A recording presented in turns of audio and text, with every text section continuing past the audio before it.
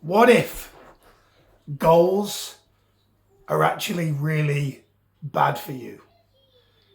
What if the thing that you think you want isn't what you really want? And that by wanting it, what if? What if it's actually making your life worse? Something I've been spending a lot of time studying over the past year is this concept of detachment. And by that, I mean detach myself from outcomes. You see, for as long as I can remember, I've been into personal development. I've been able to intellectualize detaching from outcomes in a way that sounds really articulate, in a way that resonates with my clients, but fundamentally has been a complete incongruent lie within me. You see, I'm the first person, and I'm sure you've heard this saying before, life is a journey, not a destination. And yet when I don't get to a particular destination in a particular perceived period in time, even if I've just said that phrase, there's a part of me that's annoyed and agitated that I haven't achieved a desired result. And the amazing thing is, over the past couple of years, for those of you that don't know, my story, just without going into the full gory details, but around 2 years ago, I was in a really dark place, and I started having therapy. I then joined a men's group, and that helped me to see that one of the issues I was having within myself is an inability to emotionally regulate and speak about what I'm feeling. I had a lot of suppressed anger. I was very, very highly unconsciously comparing myself to other people, had a really, really high need for other people to validate me and approve of me. Something that's still present in my life, by the way. It isn't something that I'm saying I'm free from, but it's something that I'm aware of. And I always say 90%, awareness is 90% of the challenge, right? But what if this concept, what if these goals that you pursue, what if they're actually making your life worse?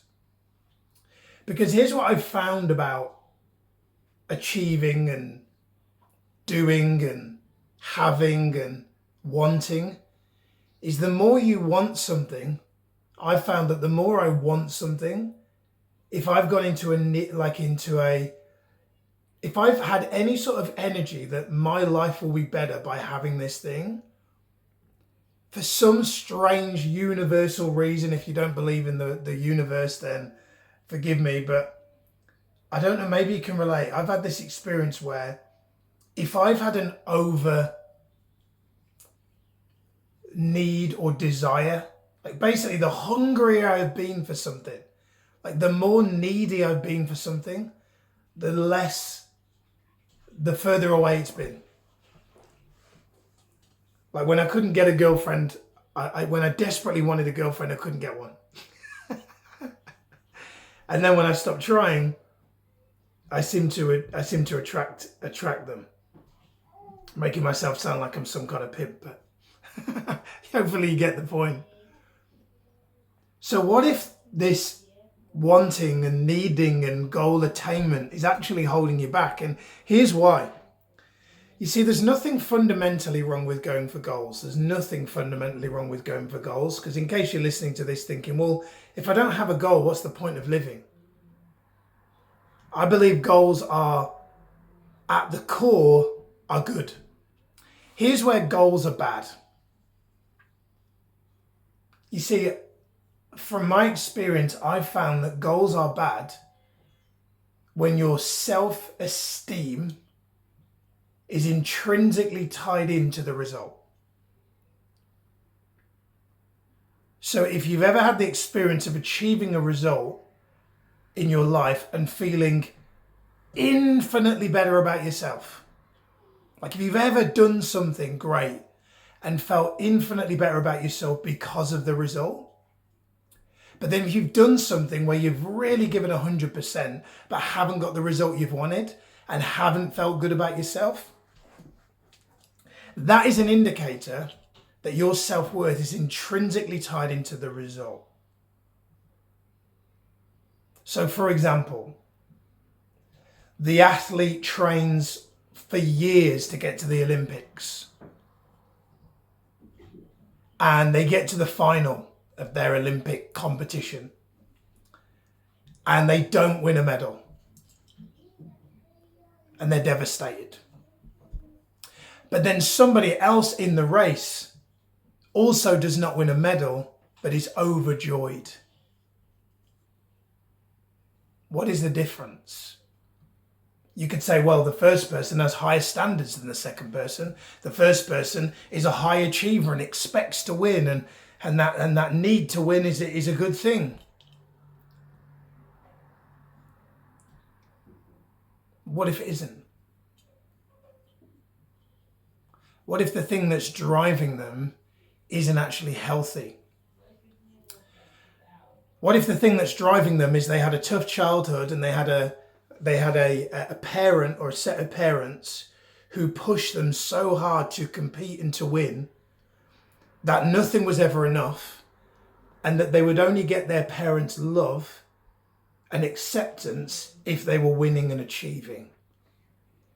And what if they've carried that into their sport, and now it's become so out of balance that they can't differentiate between giving 100%, fulfilling their true potential, and winning a medal?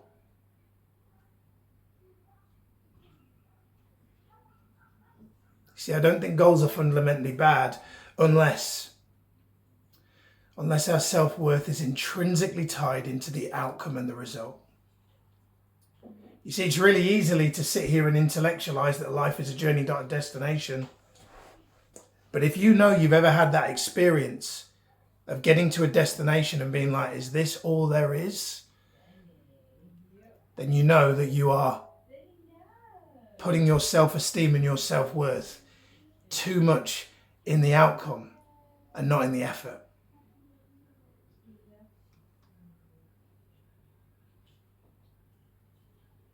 I think the former college basketball coach John Wooden always used to say that he didn't care about the scoreboard. He cared more about the internal score of his players. Meaning he couldn't control the score because he couldn't control how the other team performed, but he could control, or he could influence how his team performed. And if those players came off, didn't give 100% and won, he wouldn't give them praise like he would give them praise if they came off the court and lost, but they knew in their hearts and souls that they gave it everything that they got. You see, for most of my adult life, I've had my self-esteem and self-worth too intrinsically tied in to the outcome, to the result. And slowly over the past year, that started to change. And I've only found one way that can fundamentally change, and that goes back to something that's a theme in these videos, these new videos I've been doing, which is going back into the point where in your life timeline, you first had that experience of not being enough unless you achieved a specific outcome. So, for example, you may call that inner child work or shadow work, which is the concept of going into your childhood and exploring, whether that's with a therapist. I currently have an inner child coach that I'm working with. We're doing some really, really powerful stuff around wounds, emotional wounds, trauma. And it's amazing. The more and more I do of this, the higher my self-worth is, the higher my sense of self-worth is, and the less I'm attached to the outcome. But just to clarify, I still have outcomes, I still have goals, but I know that that's not the most important thing, because I can plant the seed, but I can't guarantee that it's going to bear fruit, because I can't control the weather. I can control the sails, but I can't control the wind. Mike Tyson says everyone's got a plan till they get punched in the face. I love that saying. It's a great saying.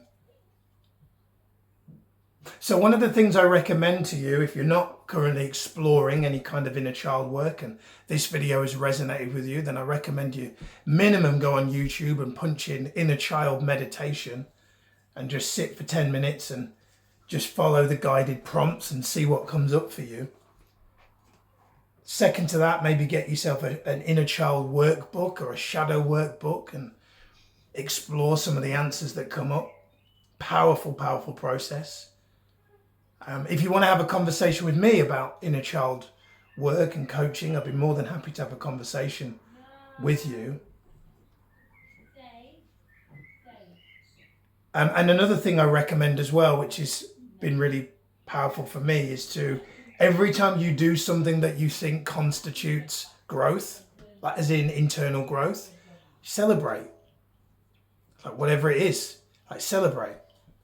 Like when now I've started to get in this habit of new videos, which they feel like the most congruent videos I've ever done. Like I used to do videos years ago, I'd kind of be jumping around in my kitchen and it was nice, but it wasn't congruent because there was days where I was not feeling that energy and it didn't feel congruent. It felt very high energy and kind of all over the place, frankly. And these new videos that I'm doing, they feel more congruent, they feel more me. And so I'm starting to celebrate. When I finish this video, I'm literally going to, open a bottle of champagne and get out the party streamers and the neighbours are going to come. I'm kidding. But I'll celebrate. I celebrate these videos. I created a new web event this week, a webinar, for those of you that don't know the technical terms, an online presentation. And I celebrated that, the creation of that. I was proud of that. I had a new person enroll in our program yesterday. And the old me would have celebrated that. And the interesting thing is I didn't feel inclined to celebrate that because that was an outcome. And as weird as it may sound, I find myself celebrating outcomes less because it doesn't feel as healthy for me to celebrate outcomes. It feels much healthier for me to celebrate input. Like, so doing some work, creating a video, creating a new presentation, those kind of things. I had a powerful sales call earlier, and I really felt like I was in the flow. I was congruent, and the person enrolled. I celebrate not the sale, but the energy and how I showed up, and I was really praising this person for their values and their integrity and their reasons for wanting to enroll in the program. And that felt really congruent. It felt really nice. I was really pleased that they were joining, not for the sale, but because I was like, this is going to be really good for this person. And I felt really proud that I created the space where I was so present with them that I could celebrate them and just be. I celebrate the fact that I had work planned to do this afternoon, but Sati and Sage were at a party and Zen was poorly and I was with him and I was fully present. The old me would have been frustrated that I was behind on work. But behind on work for what? I was looking after my semi-poorly son, right? Whereas the old me would have said that was not work. So that's not enough. I have to be achieving in the eyes of other people for me to feel enough. And me just being a dad wasn't enough. But that's not the case anymore. Now I recognize how my character growth, spiritual growth, emotional growth is the most important thing. And as Eckhart Tolle says, I mentioned this yesterday, we're called human beings, but we live often like we're human doings. So keep going for goals. Keep achieving, keep striving, keep showing up, keep fulfilling your true potential, keep giving it 100%. But celebrate the work. Celebrate the effort more than you celebrate the result. Because as I said earlier, you can control the sails, but you can't control the wind. Only thing that you can control is your effort. And at the end of the day, if you know that you've given your heart and soul today, if you know that you've filled your true potential, if you know that you've given the absolute essence of everything that God gave you today, then you're enough. on that, we're going to end. Hope you enjoyed today's video. As always, love to hear your comments, thoughts, and what this is, what this video means for you. If it needs to be private reply, I'm cool with that. Love it if you comment in the thread below. Make sure you subscribe for notifications of future videos. And yeah, have a great rest of the day. I'll see you next time. Take care.